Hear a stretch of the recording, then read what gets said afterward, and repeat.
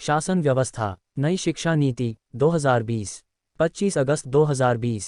22 minutes read tags.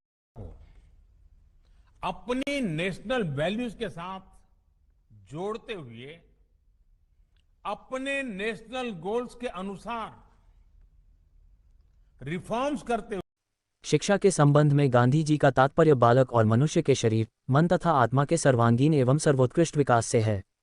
इसी प्रकार स्वामी विवेकानंद का कहना था कि मनुष्य की अंतर्निहित पूर्णता को अभिव्यक्त करना ही शिक्षा है। इन्हीं सब चर्चाओं के मध्य हम देखेंगे कि 1986 की शिक्षा नीति में ऐसी क्या कमियां रह गई थीं जिन्हें दूर करने के लिए नई राष्ट्रीय शिक्षा नीति को लाने की आवश्यकता पड़ी। साथ ही क्या यह नई राष्ट्रीय शिक्षा नीति उन उद्देश्यों को पूरा करने में सक्षम होगी जिसका स्वप्न महात्मा गांधी और स्वामी विवेकानंद ने देखा था। सबसे पहले शिक्षा क्या है, इस पर गौर करना आवश्यक है। शिक्षा का शाब्दिक अर्थ होता है सीखने एवं सिखाने की क्रिया, परंतु अगर इसके व्यापक अर्थ को देखें तो शिक्षा किसी भी समाज में निरंतर चलने वाली सामाजिक प्रक्रिया है जिसका कोई उद्देश्य होता है और जिससे मनुष्य की आंतरिक शक्तियों का विकास तथा व्यवहार को परिष्कृत किया जाता है। शिक्षा द्वारा ज्ञान एवं कौशल में वृद्धि कर मनुष्य को योग्य नागरिक बनाया जाता है। गौरतलब है कि नई शिक्षा नीति 2020 की घोषणा के साथ ही मानव संसाधन मंत्रालय का नाम बदलकर शिक्षा मंत्रालय कर दिया गया है। इस नीति द्वारा देश में स्कूल एवं उच्च शिक्षा में परिवर्तनकारी सुधारों की अपेक्षा की गई है। इसके उद्देश्यों के तहत वर्ष 2030 तक स्कूली शिक्षा में 100% ग के साथ साथ पूर्व विद्यालय से माध्यमिक स्तर तक शिक्षा के सार्वभौमिकरण का लक्ष्य रखा गया है। महत्वपूर्ण तथ्य, अंतिम राष्ट्रीय शिक्षा नीति 1986 में बनाई गई थी जिसमें वर्ष 1992 में संशोधन किया गया था। वर्तमान नीति अंतरिक्ष वैज्ञानिक के कस्तूरीरंगन की अध्यक्षता वाली समिति की रिपोर्ट पर आधारित है। नई राष्ट्रीय शिक्षा नीति 2020 के तहत वर्ष 2030 तक सकल नामांकन अनुपात ग्रोस एनरोलमेंट रेशियो को 100% लाने का लक्ष्य रखा गया है। नई शिक्षा नीति के अंतर्गत केंद्र व राज्य सरकार के सहयोग से शिक्षा क्षेत्र पर जीडीपी के 6% हिस्से के सार्वजनिक व्यय का लक्ष्य रखा गया है। नई शिक्षा नीति की घोषणा के साथ ही मानव संसाधन प्रबंधन मंत्रालय का नाम परिवर्तित कर शिक्षा मंत्रालय कर दिया गया है। राष्ट्रीय शिक्षा नीति के प्रमुख बिंदु, स्कूली शिक्षा संबंधी प्रावधान। नई शिक्षा नीति में 5+3+3+4 डिज़ाइन वाले शैक्षणिक संरचना का प्रस्ताव किया गया है जो 3 से 18 वर्ष की आयु वाले बच्चों को शामिल करता है। 5 वर्ष की फाउंडेशनल स्टेज, 3 साल का प्री प्राइमरी स्कूल और ग्रेड 1-2, 3 वर्ष का प्रीपेटरी स्टेज, 3 वर्ष का मध्य या उच्च प्राथमिक चरण ग्रेड 6, 7, 8 और 4 वर्ष का उच्च या माध्यमिक चरण ग्रेड 9, 10, 11, 12। एनईपी 2020 के तहत एचएचआरओ द्वारा बुनियादी साक्षरता और संख्यात्मक ज्ञान पर एक राष्ट्रीय mission, national mission on foundational literacy and numeracy की स्थापना का प्रस्ताव किया गया है। इसके द्वारा वर्ष 2025 तक कक्षा 3 स्तर तक के बच्चों के लिए आधारभूत कौशल सुनिश्चित किया जाएगा। भाषाई विविधता का संरक्षण। एनईपी 2020 में कक्षा 5 तक की शिक्षा में मातृभाषा, स्थानीय या क्षेत्रीय भाषा को अध्ययन के माध्यम के रूप में अपनाने पर बल दिया गया है। साथ ही इस नीति में मातृभाषा को कक्षा 8 और आगे की शिक्षा के लिए प्राथमिकता देने का सुझाव दिया गया है।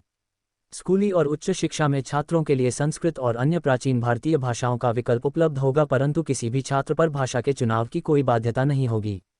शारीरिक शिक्षा। विद्यालयों में सभी स्तरों पर छात्रों को बागवानी, नियमित रूप से खेलकूद, योग, नृत्य, मार्शल आर्ट को स्थानीय उपलब्धता के अनुसार प्रदान करने की कोशिश की जाएगी ताकि बच्चे शारीरिक गतिविधियों एवं व्यायाम वगैरह में भाग ले सकें। पाठ्यक्रम और मूल्यांकन संबंधी सुधार।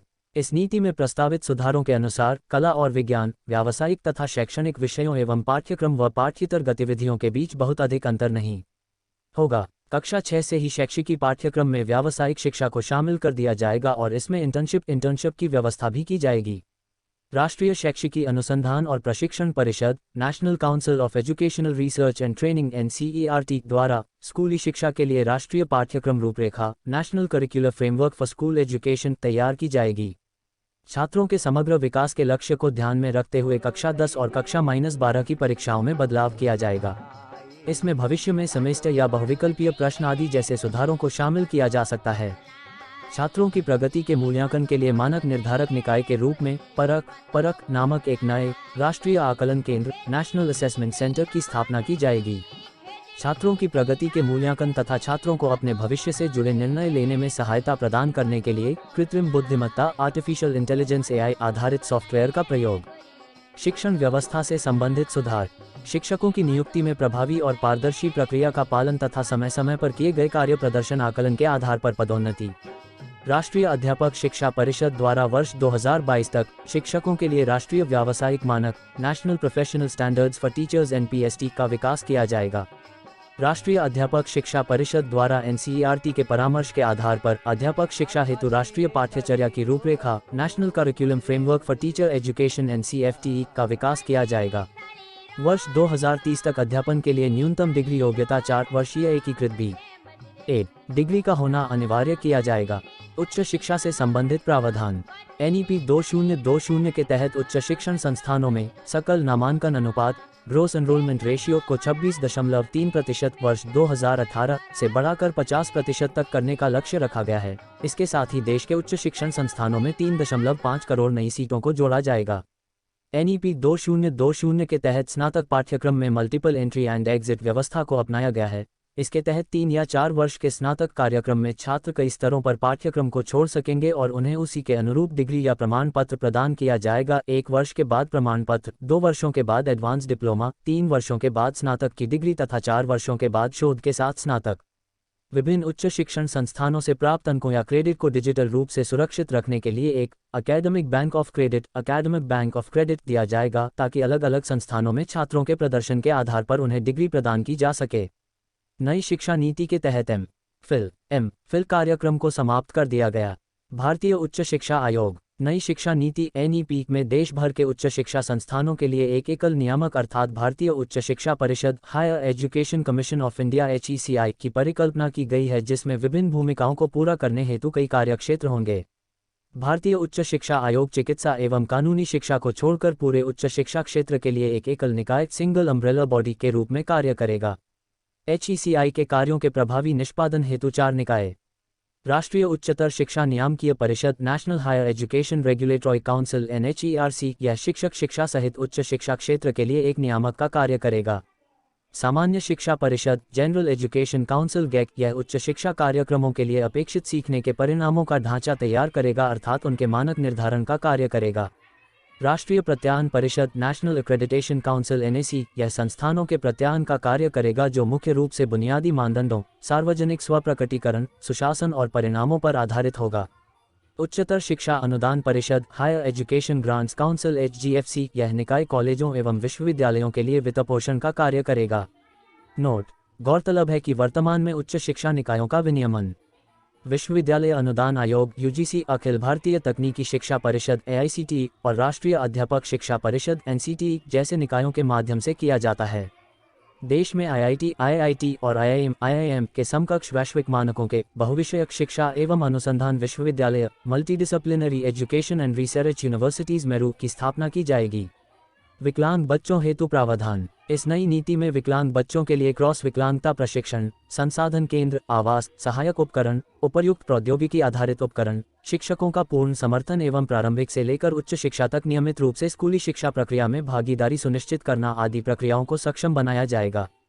डिजिटल शिक्षा से संबंधित प्रावधान एक स्वायत्त निकाय के रूप में राष्ट्रीय शैक्षिकी प्रौद्योगिकी मंच नेशनल एजुकेशनल टेक्नोल फोरम का गठन किया जाएगा, जिसके द्वारा शिक्षण, मूल्यांकन योजना एवं प्रशासन में अभिवृद्धि हेतु विचारों का आदान प्रदान किया जा सकेगा। डिजिटल शिक्षा संसाधनों को विकसित करने के लिए अलग प्रौद्योगिकी इकाई का विकास किया जाएगा, जो डिजिटल बुनियादी ढांचे, सामग्री और क्षमता निर्माण हेतु समन्वयन का कार्य करेगी। पारंपरिक ज्ञान संबंधी प्रावधान भारतीय ज्ञान प्रणालियाँ, जिनमें जनजातीय एवं स्वदेशी ज्ञान शामिल होंगे, को पाठ्यक्रम में सटीक एवं वैज्ञानिक तरीके से शामिल किया जाएगा। विशेष बिंदु आकांक्षी जिले एस्पिरेशनल डिस्ट्रिक्ट्स जैसे क्षेत्र जहां बड़ी संख्या में आर्थिक, सामाजिक या जातिगत बाधाओं का सामना करने वाले छात्र पाए जाते हैं, उन्हें विशेष शैक्षिकी क्षेत्र स्पेशल एजुकेशनल जोन्स के रूप में नामित किया जाएगा। देश में क्षमता निर्माण हेतु केंद्र सभी लड़कियों और ट्रांसजेंडर छात्रों को समान गुणवत्ता प्रदान करने की दिशा में एक जेंडर इंक्लूजन फंड की स्थापना करेगा। गौरतलब है कि 8 वर्ष की आयु के बच्चों के लिए प्रारंभिक बचपन देखभाल और शिक्षा हेतु एक राष्ट्रीय पाठ्यचर्या और शैक्षणिक ढांचे का निर्माण NCERT द्वारा किया जाएगा। वित्तीय सहायता SC, ST, OBC और अन्य सामाजिक और आर्थिक रूप से वंचित समूहों से संबंधित मेधावी छात्रों को प्रोत्साहन के रूप में वित्तीय सहायता प्रदान की जाएगी। राष्ट्रीय शिक्षा नीति 1986 इस नीति का उद्देश्य असमानताओं को दूर करने, विशेष रूप से भारतीय महिलाओं, अनुसूचित जनजातियों और अनुसूचित जाति समुदायों के लिए शैक्षिकी अवसर की बराबरी करने पर विशेष जोर देना था। इस नीति ने प्राथमिक स्कूलों को बेहतर बनाने के लिए ऑपरेशन ब्लैकबोर्ड लॉन्च किया। इस नीति ने इंदिरा गांधी राष्ट्रीय मुक्त विश्वविद्यालय के साथ ओपन यूनिवर्सिटी प्रणाली का विस्तार किया। ग्रामीण भारत में जमीनी स्तर पर आर्थिक और सामाजिक विकास को बढ़ावा देने के लिए महात्मा गांधी के दर्शन पर आधारित ग्रामीण विश्वविद्यालय मॉडल के निर्माण के लिए नीति का आह्वान किया गया। पूर्ववर्ती शिक्षा नीति में परिवर्तन की आवश्यकता क्यों? बदलते वैश्विक परिदृश्य में ज्ञान आधारित अर्थव्यवस्था की आवश्यकताओं की पूर्ति करने के लिए मौजूदा शिक्षा प्रणाली में परिवर्तन की आवश्यकता थी। शिक्षा की गुणवत्ता को बढ़ाने, नवाचार और अनुसंधान को बढ़ावा देने के लिए नई शिक्षा नीति की आवश्यकता थी। भारतीय शिक्षण व्यवस्था की वैश्विक स्तर पर पहुंच सुनिश्चित करने के लिए शिक्षा के वैश्विक मानकों को अपनाने के लिए शिक्षा नीति में परिवर्तन की आवश्यकता थी। नई शिक्षा नीति से संबंधित चुनौतियां। राज्यों का सहयोग। शिक्षा एक समवर्ती विषय होने के कारण अधिकांश राज्यों के अपने स्कूल बोर्ड हैं, इसलिए इस फैसले के वास्तविक कार्यान्वयन हेतु राज्य सरकारों को सामने आना होगा। साथ ही शीर्ष नियंत्रण संगठन के तौर पर एक राष्ट्रीय उच्चतर शिक्षा नियामक परिषद को लाने संबंधी विचार का राज्यों द्वारा विरोध हो सकता है। महंगी शिक्षा। नई शिक्षा नीति में विदेशी विश्वविद्यालयों में प्रवेश का मार्ग प्रशस्त किया गया है। विभिन्न शिक्षाविदों का मानना है कि विदेशी विश्वविद्यालयों में प्रवेश से भारतीय शिक्षण व्यवस्था के महंगी होने की आशंका है। इसके फलस्वरूप निम्न वर्ग के छात्रों के लिए उच्च शिक्षा प्राप्त करना चुनौतीपूर्ण हो सकता है। शिक्षा का संस्कृतिकरण। दक्षिण भारतीय राज्यों का यह आरोप है कि त्रिभाषा सूत्र से सरकार शिक्षा का संस्कृतिकरण करने का प्रयास कर रही है। फंडिंग संबंधी जांच का अपर्याप्त होना। कुछ राज्यों में अभी भी शुल्क संबंधी विनियमन मौजूद है, लेकिन ये नियामक प्रक्रियाएं असीमित दान के रूप में मुनाफाखोरी पर अंकुश लगाने में असमर्थ हैं। वित्तपोषण। वित्तपोषण का सुनिश्चित होना इस बात पर निर्भर करेगा कि शिक्षा पर सार्वजनिक व्यय के रूप में जीडीपी के प्रस्तावित 6% खर्च करने की इच्छाशक्ति कितनी सशक्त है। मानव संसाधन का अभाव। वर्तमान में प्रारंभिक शिक्षा के क्षेत्र में कुशल शिक्षकों का अभाव है। ऐसे में राष्ट्रीय शिक्षा नीति 2020 के तहत प्रारंभिक शिक्षा हेतु की गई व्यवस्था के क्रियान्वयन में व्यावहारिक समस्याएं भी हैं। निष्कर्ष। केंद्रीय मंत्रिमंडल ने 21वीं सदी के भारत की जरूरतों को पूरा करने के लिए भारतीय शिक्षा प्रणाली में बदलाव हेतु जिस नई राष्ट्रीय शिक्षा नीति 2020 को मंजूरी दी है, अगर उसका क्रियान्वयन सफल तरीके से होता है तो यह नई प्रणाली भारत को विश्व के अग्रणी देशों के समकक्ष ले आएगी। नई शिक्षा नीति 2020 के तहत 3 साल से 18 साल तक के बच्चों को शिक्षा का अधिकार कानून 2009 के अंतर्गत रखा गया है। 34 वर्षों पश्चात आई इस नई शिक्षा नीति का उद्देश्य सभी छात्रों को उच्च शिक्षा प्रदान करना है, जिसका लक्ष्य 2025 तक पूर्व प्राथमिक शिक्षा 3-6 वर्ष की आयु सीमा को सार्वभौमिक बनाना है। स्नातक शिक्षा में artificial intelligence, 3D machine, data विश्लेषण, जैव प्रौद्योगिकी आदि क्षेत्रों के समावेशन से अत्याधुनिक क्षेत्रों में भी कुशल